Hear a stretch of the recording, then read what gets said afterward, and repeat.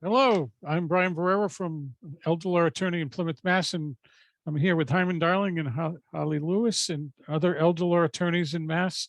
And we're going to talk about personal belongings, what happens to your personal belongings after you die, specifically firearms, pets, and initially, and then we're going to go into how to deal with other things. We're going to, why don't you two introduce yourselves? Holly, you go first, since you're speaking third. Hi, I'm Attorney Holly Lewis. I'm here in Westfield, Massachusetts. Been practicing elder law for 26 years. It's all I do. And I'm a solo practitioner.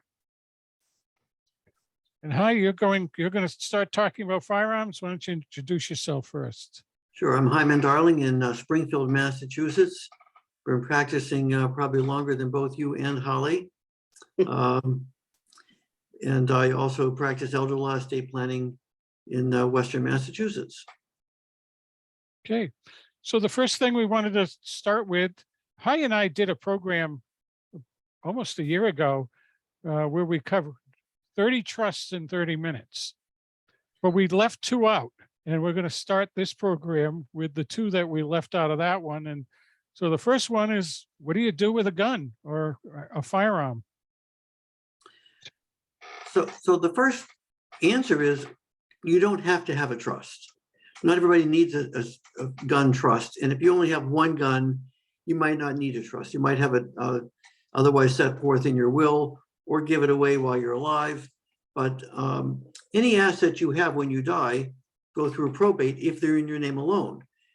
A gun is titled just like a car or a house. It has a title to it.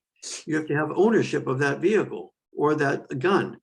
And therefore, you have to have the court transfer that asset through the will, or if you die without a will, to somebody else who might be getting it under your will or by intestacy. So you have to have the court involved. If you don't want that to happen, you can place that gun in a gun trust. You establish the trust during your lifetime. You can be the trustee. After you're gone, someone else will be the trustee. And then you set forth in that document who gets the gun when you pass away. This does alleviate a need to go to probate court. It alleviates having to deal with the police if you die without a will and you have a gun, because you can't just have somebody die and their spouse gets the gun under the laws of intestacy, or even if there is a will, if that surviving spouse doesn't have a gun permit. You can't have the gun in the house. That's a violation of the law in many states. So you have to have the police hold the gun until either you sell it or you find someone who can take the gun, who has a license to either sell it or own it. So you don't have to involve the police in that situation. It also covers the case if you become incapacitated. If you forget who you are one day when you wake up, or you get hit by a truck and you're incapacitated but still alive, someone has to handle all your assets, your stocks, your bonds, your real estate, your life insurance, your pets, and your guns. So you want to have somebody else being in control of these assets, including the gun, to transfer ownership of that gun or sell it if you become incapacitated. Now, your power of attorney might have that all set for you. But if you have the gun in the trust, it doesn't have to go through court. If there's a guardianship or conservatorship, you can alleviate all of that hassle by having a gun in a trust. Where I happen to live, we have several gun manufacturers. So we have lots of people who have guns who have never shot them. They just worked at the gun companies and they own them as collector's items. Nevertheless, you still have to have a permit to have these guns. If it happens to be an antique gun, something that maybe your grandfather gave you from World War I or the Civil War, those don't have to be licensed in many cases. So they don't have to be in gun trusts. They're transferable without going through ATF, alcohol, tobacco, and firearms of the federal government to transfer that gun or weapon. But if someone has a large collection of guns, you don't want to have to go through probate to do that. You don't want to have the expense of doing it. The people who get the guns still have to have licenses. You can't just have someone get a gun who doesn't have a license. But if you have a collection and you want different guns to be left to different people, this is a real nice way that you can distribute those guns to different people if and when you become incapacitated or you pass away. Hi, can I ask a question? Okay. Of course, Does a gun have a title just like a car? So like if you transfer the title to the gun to your son who also has an FID card the day before you die, is that okay? Is that how guns transfer, or is it more involved than that? you don't have an actual title like a car or a house deed, but you have a document that says that you own the gun. When you transfer the gun, you got to sign it over to somebody else who registers it, and that becomes your ownership document. So What yes, you bureau- should. So what bureaucracy do you have to go through to transfer the gun to the trust? Just signing a trust doesn't get the gun into the trust, right? Correct. You still have to go through the ATF documentation, which can be somewhat voluminous because there's one document for each gun to send in and get the gun re-registered in the name of the trust. The benefit is once you do that, you don't have to do it when you die and have to go through the whole hassle of doing that through the executor, who does not have the authority to do it if they don't have a license. They have to have a license to transfer it. Or you need someone to have possession of those guns. You can't just transfer them. Now, that's in some states. In some states, you can have a gun so easily. I remember I was at a NELA program in Texas, and this kid walked up, and we were in, was it the Bass Pro Shops there? This kid walked up and said, "It's my birthday. I turned 21 today." They looked at his license and gave him a box of ammunition and a gun. He paid the money and he walked out. It was that easy. It's not that easy in many states with background Right. checks and licensing. Well, it's even younger in some states, right? It probably is. It's 18 in some states, so. Well, some people also have guns, don't have licenses, and that's another problem. We won't go down that road today. Yeah, right. So the alternative, if you've got a gun and you don't have anyone empowered to do anything, is you call the police and they will take care of the gun for you. They'll take it will. out of the house. They will take care of it, take it out of the house. They will hold it until such time as someone gets appointed and has the authority to deal with that. So that's what we normally do. And sometimes, the family just thinks they can handle it and they can transfer it and go their separate ways, and nobody has a license, and they go into the ATF office and go to register it, and they say, "Well, wait a second, you can't have that gun. You don't have a license." They don't even have a permit to have a gun, and they're trying to get ownership of it. Okay. All right, so we've covered that. Let's go over to pets. I'm going to quickly cover this. Pets are technically personal property. I mean, a lot of people who own pets consider them people, but they're not, and you've got to do something with them. Upon your death, where does the pet go? You could, just like it's a gun, you could assign a pet to a trust, and then you could have money in that trust, and you can have people in charge of that trust with money in there, and somebody designated to take care of the pet. Under Massachusetts law, if there's too much money in that trust for the pet, you can't put millions of dollars in trust for a pet without someone potentially petitioning the court to distribute the excess money. So you got to kind of have a targeted amount in the trust, and you got to, you can't overdo it. You got to have a system in place for who's going to be in charge of the pet, who's going to be in charge of the money, and who's going to oversee both of these people. It can get complicated, or what a lot of people do instead is they just put a provision in their will. I give 5,000 to my friend and my pet, and they're supposed to take care of the pet with that money. Those are the alternatives with pets. From a practical standpoint, since there's no title to a pet, whoever grabs the pet kind of becomes the owner in many cases when there's no dispute. I don't know what experiences you two have had with pets, but I think that it depends what kind of a pet as to how much money you're going to leave. I think if you had a horse, you have to leave a lot more money than if you leave it to a dog. Mhm. And as to smaller pets that aren't worth much money, but you don't want to get in trouble, like that crazy cat that I had to take out of my neighbor's house when she died. There were two cats, and I had a friend of the deceased who was worked for a vet, had places ready to adopt both animals together, even the crazy cat. And but I wasn't going to move a cat at all unless all the heirs agreed, because I didn't want somebody to complain that the cougar cat was worth $5,000 and I didn't sell it. So with their assent, I just donated the cats, and they found a good home. I think it's also important to pay attention to who the trustee is if you're going to set up a pet trust, because some of these pets might outlive the trustee. You need to have a backup trustee available, and also have a contingent beneficiary, whether it's people or a charity, when that pet dies. Right. So if you're going to leave pets behind in your will or in your trust, you really got to think it through. Early in my career, I handled an estate where a woman owned her own island off the coast of Maine, and she had all sorts of animals there. And she said in her will or in a trust, it said, "Do not kill any of my pets. Find suitable homes for them." So she had a flock of chickens, and we had to find someone who'd take the chickens, and we couldn't just give the chickens to somebody. We had to provide for them. So we had to have someone come in and give us the actuarial lifespan of the chickens. It could get, you got to think these things through before you draft things, because it can get that crazy. So pets, you got to take care of. You got to make sure that you're very specific in your estate plan. You want to take care of them.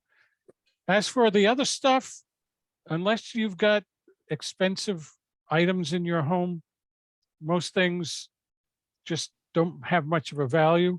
But what do you do with the other things in your home to make sure that there are no fights in the family? Holly, we'll let you take over now. Well, fights. Brian, it's funny. Obviously, people fight about money, but more often than not, I tell my clients, people don't fight about money. Money's cut and dried. People fight about the candlesticks. You have to be real careful with the personal property in the house. And you have to be real, let's start with the drafting. Let's start when you're sitting down with grandma and she's talking about giving the house to so-and-so. You have to mention, well, do you mean the contents or do you just mean the house? Because they're clearly not one and the same. And many heirs who say, well, I got the house, and they're heading over the day of the funeral with the U-Haul. You have to stop them and say, well, you got the house. That doesn't mean you got the contents. So you want to make sure you specify. Another thing in the drafting phase that I'm sure we all use is a memorandum clause, which I find it's very helpful to explain it to the client. And, I hold up a yellow sheet and I say, you'd write something in your own handwriting, very loving. Grandma wishes for her favorite niece to get the favorite cashmere sweater, like for little items of personal property. I've never found a family to not follow grandma's handwritten list. Although I make sure to tell every single family that is not legally binding. If you want to leave somebody a $30,000 diamond ring, you come in and pay me to change your will, and we'll put that in the will. But otherwise, for personal sentimental values, I find that pointing out that memorandum clause and encouraging the clients to use it and send you a copy when they do, and I say it's flexible, you can change it anytime, I find it to be very helpful. It actually helps a personal representative decide who's supposed to get what. And as long as nobody fights, that's okay. Now, post-death, the first thing I tell the PRs when they come in is I say, don't touch a fork. Do not move a fork out of the fork drawer, because people are going to fight. Emotions get high and emotions take over. And that's when the division of like possessions and stuff in the house that often has a low monetary value can get really ugly and sometimes even destroy families. So the first thing I say is, if grandma wanted everybody to get everything in the house, then all of you order a pizza, you bring a 6-pack, and all of you go together. I say, you don't let anybody take anything unless everybody's there. And in a perfect family, it works fine. You clean out, then you get the dumpster. But in an imperfect family, that's where the fights are going to come in. We even had, I remember at a NAILA conference once, there was a book written by, I think it was one of our NAILA members, called Who Gets Grandma's Yellow Pie Plate? And it kind of analyzed all these fights that develop in different ways to avoid them. Certain people want solutions. So sometimes somebody will actually have me draft in, as to the personal property, everybody gets 3 items and it goes from oldest to youngest, and then it starts again until everybody's taken everything they want, and then you can sell the rest. So that's, sometimes people come up with creative solutions, whether it's a lottery or putting labels underneath. I see a lot of clients put labels on their things. One issue that sometimes comes up is the executor doesn't know this beforehand, and the executor lets anybody come in and grab stuff before they've even seen the lawyer, and that's when problems can really develop. Another thing I want to point out about possessions, I mean, in my neck of the woods, and in my demographic, my clients aren't overly wealthy. As a matter of fact, in Westfield, it's quiet wealth. They're wearing the ripped pants and they're driving the 18-year-old car, like mine. But it's quiet wealth. In Westfield, we're not running around buying Picassos or, so what's in the house is usually not going to have a huge monetary value. But boy, those estate sale ladies, when they come in, boy, can they do a job. I was executor for my next door neighbor, and she was a multi-millionaire, but her parents were smokers. She was a smoker. When I went into the house after she passed, I was like, this is disgusting. Let's get a bunch of dumpsters. I didn't think there was anything of value. And I called a couple of estate sale ladies that had been recommended, the mother-daughter team. Oh my God, those women got me $37,000 out of a house full of stuff that I was going to put in dumpsters. So I always say, once the family has amicably divided what's in the house, boy, call the estate sale ladies before you get the dumpster, because you might be surprised. They have their buyers, they have their markets, and they can get a lot of money out of it. And one other thing that I say to executors, especially when they have family members that are out of state or out of town, like with my next door neighbor, everybody was on the West Coast. I went through every single room, wall, closet, cupboard with the phone, and I took pictures of every single thing in the entire house, exactly the way I found it the day I found it. And I created a packet. I went to Staples and created a packet. So everybody that wanted something saw exactly what was there. And I found that also to be very helpful. I tell executors to take pictures. Holly, can I ask, what do you do with the person who puts little stickers on all their stuff in their house? It says, this is to Holly, this is to Brian. Is that effective and enforceable? It's certainly not enforceable in any way, shape, or form, because you don't know who put the stickers on there. You just don't know. But what I tell people is just, and it helps an executor. For a family that gets along, it really helps the executor say, come on, grandma always said this. Oh, and look, grandma put the sticker on the bottom of the photo album that it's supposed to go to you. But enforceable, absolutely not. The same thing with a memorandum clause, absolutely not enforceable. If the family doesn't go along with that handwritten list, it's meaningless. I also had a family just last week, for the first time ever in my career. It was very important to her. She was from Germany. She came here as a child through the war, and she had large collections of very important things to her, like collections of German steins and certain jewelry and different things. And she took a photographic record. She created an itemized list for me with the photographs attached, and she wanted it to be made part of her will. So I actually referenced it within the will. Like I said, I give my 10 large German steins to whoever as per the attached exhibit A photograph. And I don't know what the court's going to do with that. I've never submitted a will with a pictographic, memorandum clause. But for what it's worth, I included it. One practical problem that we tend to have sometimes is that even though you want to tell people don't touch anything in the house, burglars do read obituaries, and if you got a lot of valuables in the house, especially jewelry, something that someone can grab and put in their pocket and run out, you got to protect it. somebody's got to do something, and no one's in charge for a while. So what do you do about that? Someone has to, almost in violation of law, grab the jewelry and go in to try to protect it. Well, And hi, I don't know dispose it. about you and Brian, but I tell the executor to change the locks the minute grandma dies. I mean, I think the executor does have certain powers to do that. What about you guys? I think burglars can pick locks too, so I mean, they know that that house is vacant because of the obituary. And you know that the Right. person doesn't have insurance on those valuables. They don't have a separate rider for that stuff. So if someone does steal it, you might only get $500 for it. So it raises a real practical problem, because if the one who's technically in charge of the estate grabs it, then the accusations start flying. And the That's when we tell, accusations are sometimes, oh, grandma gave that to me before she died. I got this while she was alive, and then it gets a little dicey for sure. Right. Right. And little problems build up into bigger problems along the way when you're dealing with these sorts of things. I remember many years ago dealing with a multi-million-dollar estate where the brother was in charge.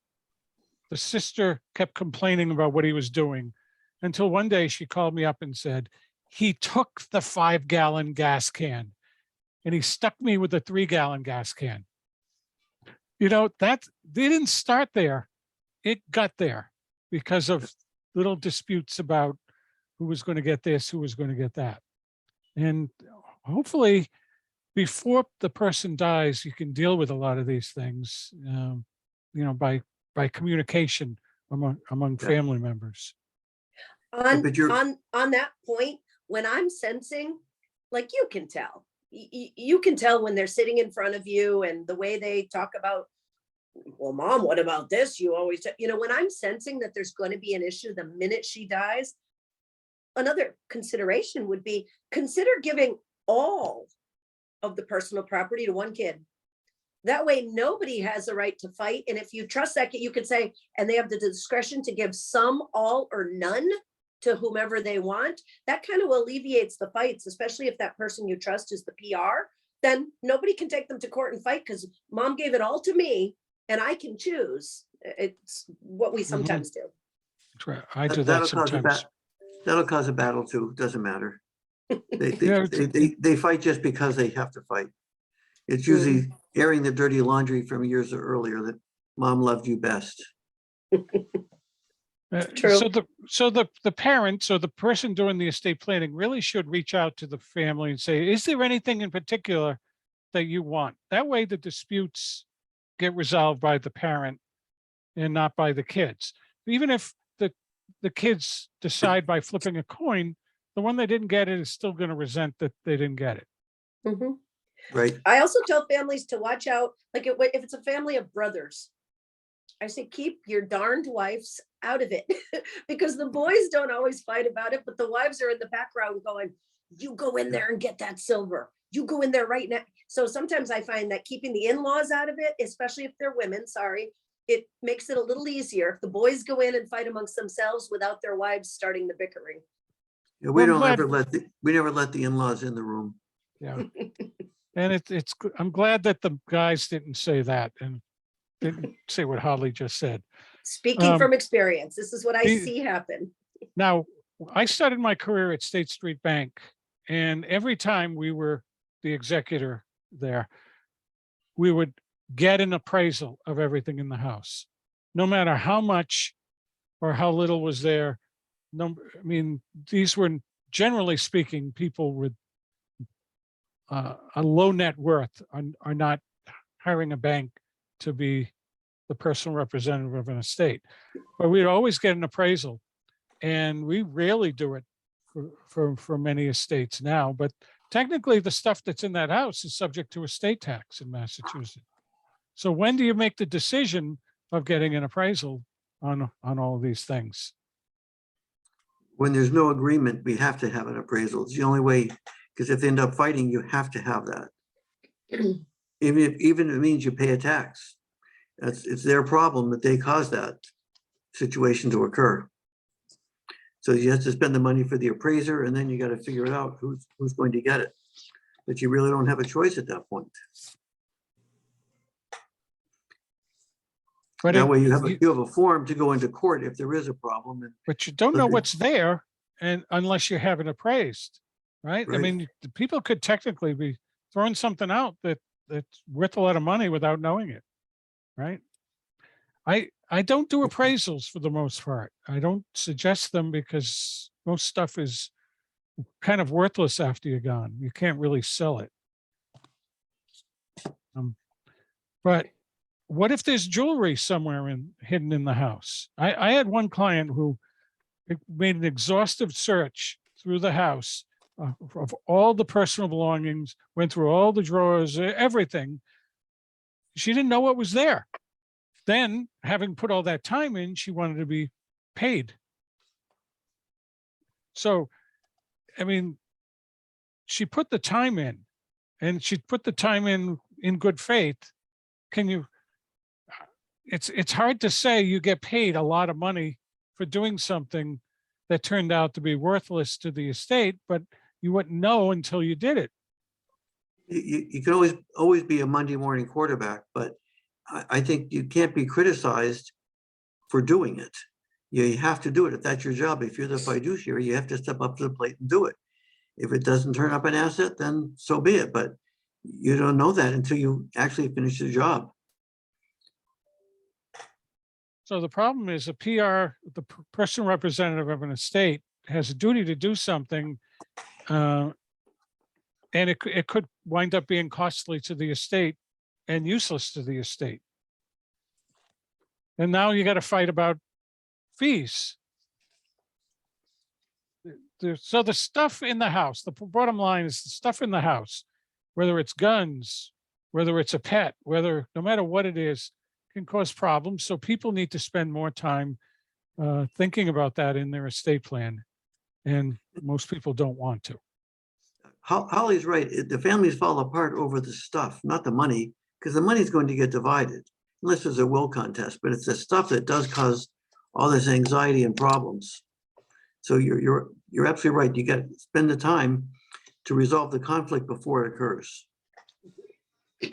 Or you can do as my in-laws did, you know, the third time, not the first, not the second, but the third time my father-in-law rolled his lawnmower out over the back hill and landed in the brambles.